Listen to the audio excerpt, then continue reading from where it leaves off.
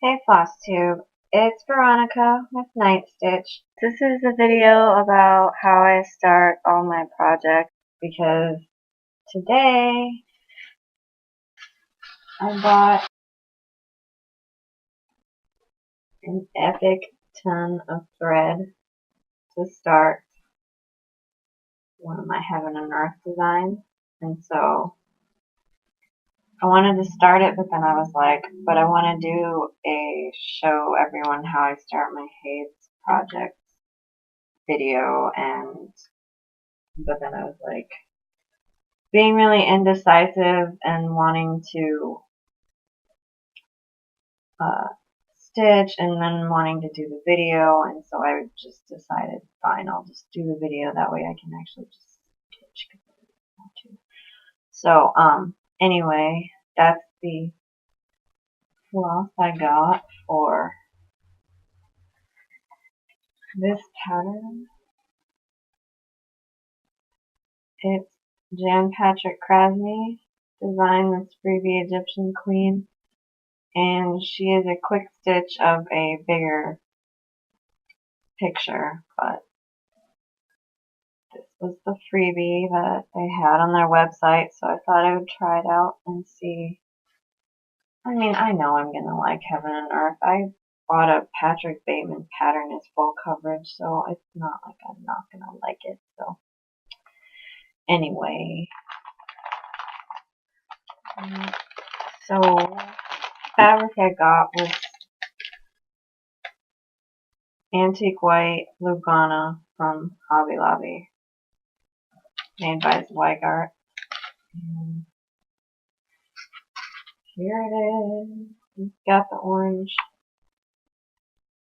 on one side, but then I noticed it wasn't serged, and I kind of like my fabrics to be serged, so I am going to get my sewing machine out and do a zigzag stitch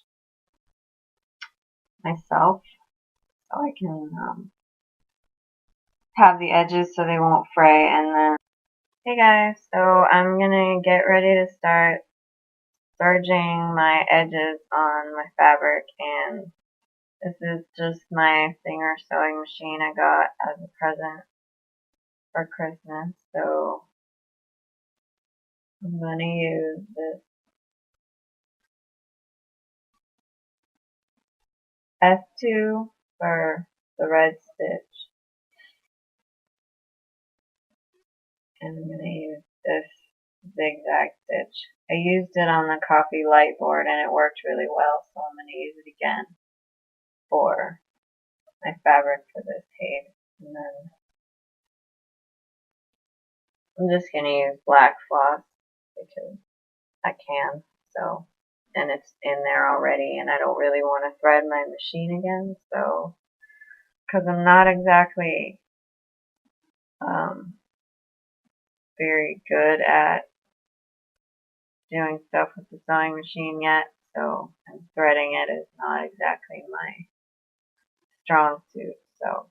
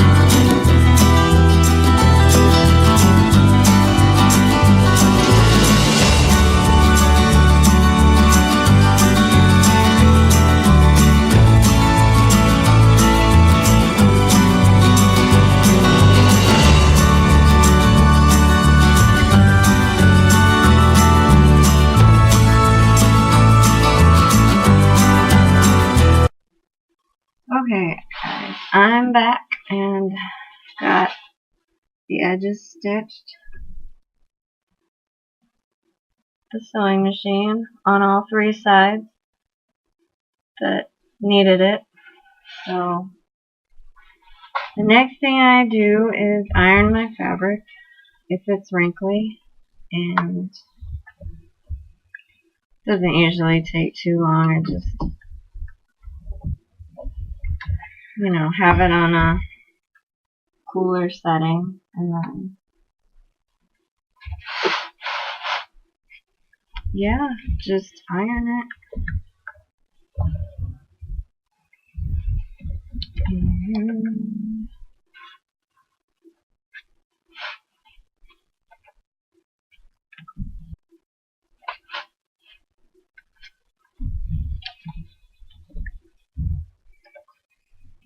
And I don't worry too much about, because you can still kind of see a little bit of the crease, but it's not a huge deal. I just get most of the big creases out, and then fabric's almost ready to go. Okay, so after I iron the fabric, I measure it to make sure that it's the width that it says it was in the package, and it was a fat quarter, so it was 18 by 27.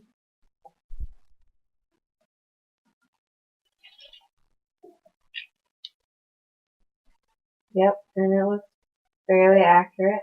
So now that I know how big it is,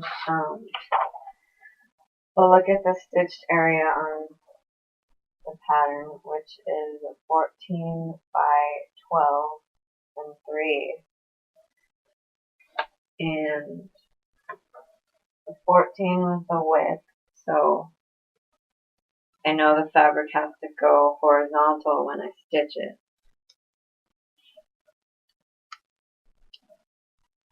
So then what I'll do is I always start in the middle. So I'll fold the fabric in half.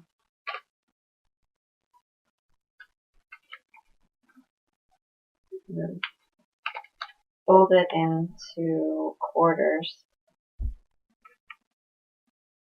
And then this is the middle where my finger is, where the fabric comes to a point. So then I'll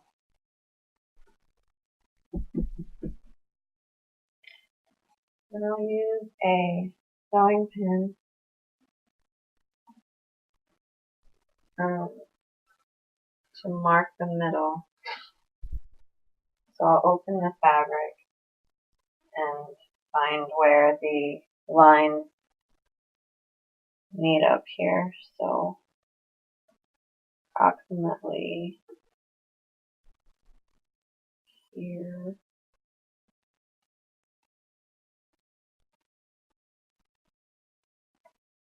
Is where the horizontal was.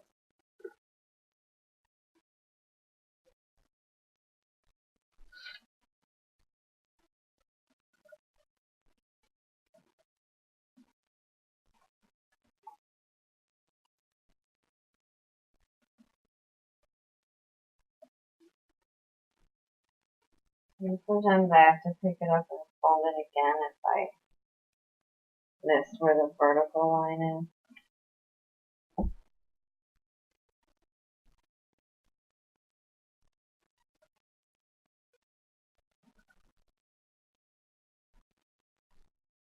And I'll mark it like that. So then now there's,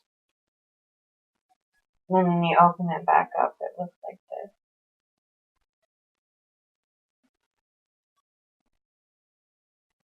And so wherever they meet up is the middle.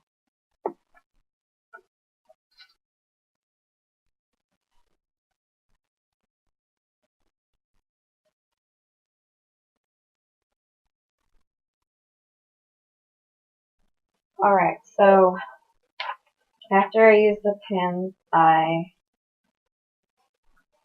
take some metallic thread. It's, I got this out of a kit that I'd had, and I didn't particularly enjoy this thread. I'm not quite sure what it is, but the reason I use it is because it's easy to take out of the fabric once I don't need it anymore. It's very temporary. It doesn't stay in very well, so it's actually really good for this purpose. So then I take the fabric and the X and I make sure that it's going horizontal like I need it to. And then I will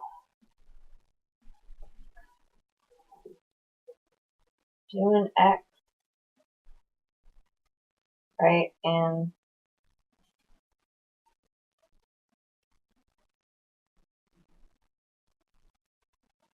here. So right under the pin. Right under the horizontal pin and next to the vertical pin.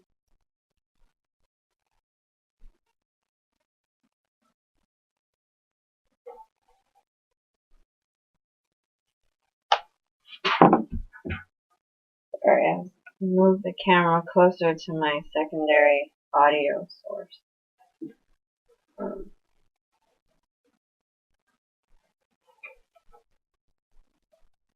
So I don't secure the thread because I don't need it to be secure. So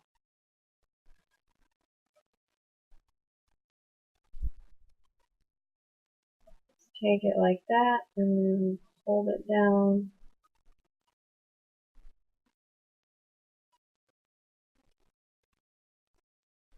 And I'll just come up through the box and take the pin out.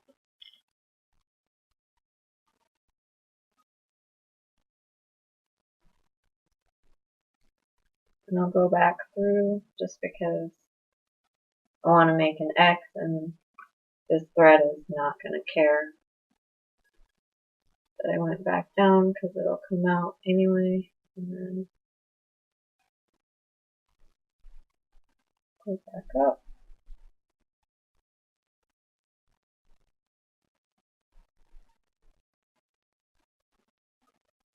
And finish the X. And now that is the center of my fabric.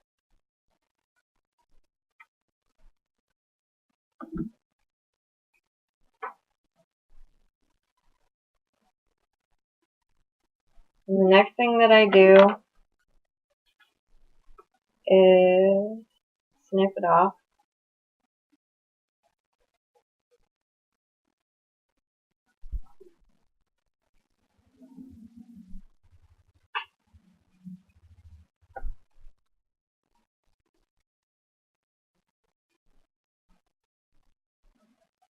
But I always snip off like a longer piece so that I can easily take it out. And I take my needle again and I make sure it's going the correct direction. So for this piece, I want it to go horizontally. So got that, and then up towards the top, kind of in the middle. It doesn't have to be exactly in the middle. I'll take my needle, go in again, and I'll leave the thread hanging. I'll come back out. I don't usually count, I just estimate like, fold it out. Estimate like a straight line and then go up. Go in the same row I try to do just because I'm trying to essentially sew an up arrow in the fabric. So it doesn't matter if I go a little bit below the first stitch, and see how easily it comes out. It's already just coming out. So sometimes I will go and do more than one time around to sort of wrap it around the holes just because it does come out so easily. I might do that and then I'll go over here and stitch a diagonal line, and then I'll go over it again.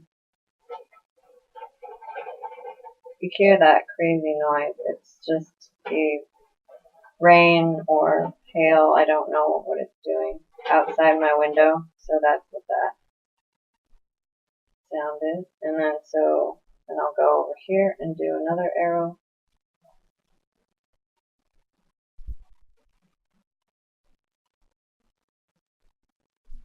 Do that twice.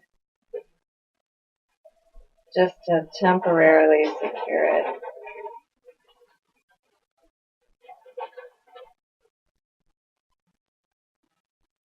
And then there we go. And that's how I know what direction my fabric goes. So if the arrow doesn't point up, then I know my project is, I'm not like stitching in the right direction, I guess. So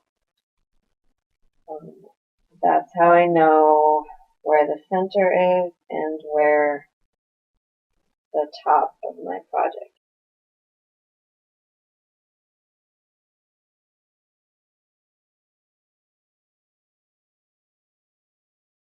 Okay, so I've got everything set up on the Q-snap and I've got my floss. The first color of floss is 754. That is in the center. Because I start in the middle, I start everything in the middle, even haze. So I bobbinate as I go. So what I'm going to do is take some of this thread, and I don't pull it out of the wrapper like I know you're supposed to, or that's what it's designed to do, but I don't do that just because I've gotten so many tangles before that I just don't even bother with that. But basically I measure out, this is just a regular measuring tape, it's nothing special.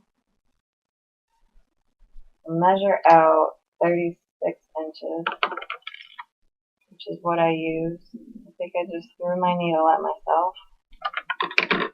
So that's going to be fun to try to find.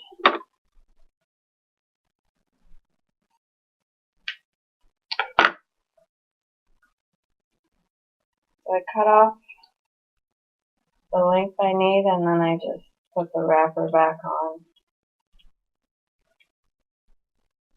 Sometimes it cooperates, other times it doesn't, but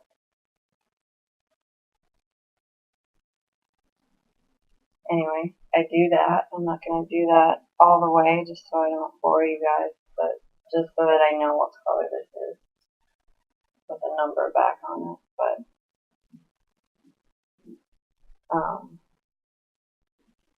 yeah, I'm not going to fuss with that. Okay, so then I just take this and pull out one that I'm going to use, and then I'll just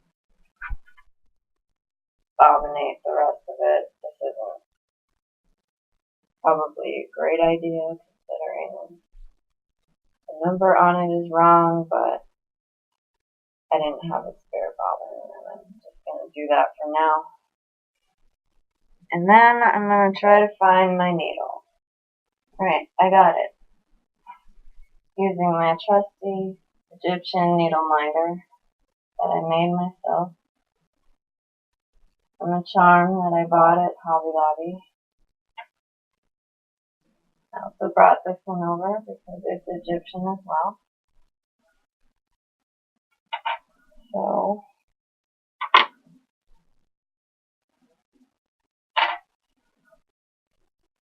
and I do the loop method because I like having a loop to start. And I'm going to do this 2/1 on this 25 count. Okay, so now I've got the needle threaded with the color I need, so then I take my pattern And what I do is on the pattern, I'll highlight the middle. So I'll highlight 4 blocks that are in the middle, and then I'll put in, this is just an example of where the marker is so that I don't stitch over it or through it or whatever. So what I'm going to do is stitch this color in this box.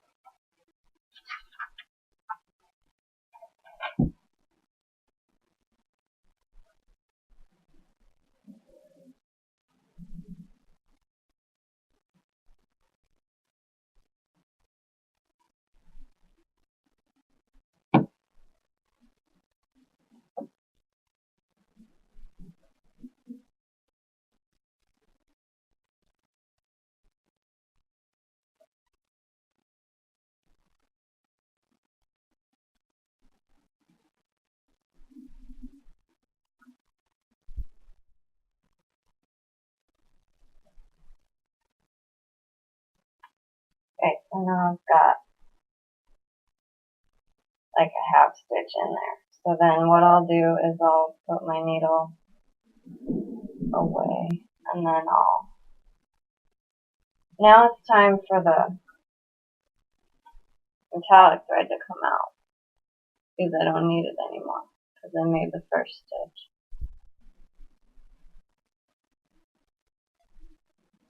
So, and then I'll just pull the metallic thread out. And then I mark my pattern with the colored pencil. I don't have one right now, but I'll mark off the pattern with the stitch that I did, and then that will be that, and I'll have found my starting point. Okay, thanks for watching. I hope you enjoyed, I guess, this little insight into how I start my projects and what I do to prepare my fabric and all of that stuff. And I hope everything made sense.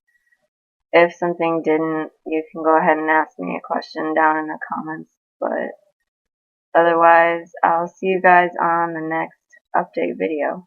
So have a lovely day, and as always, thank you for watching, liking, commenting, and subscribing on my videos.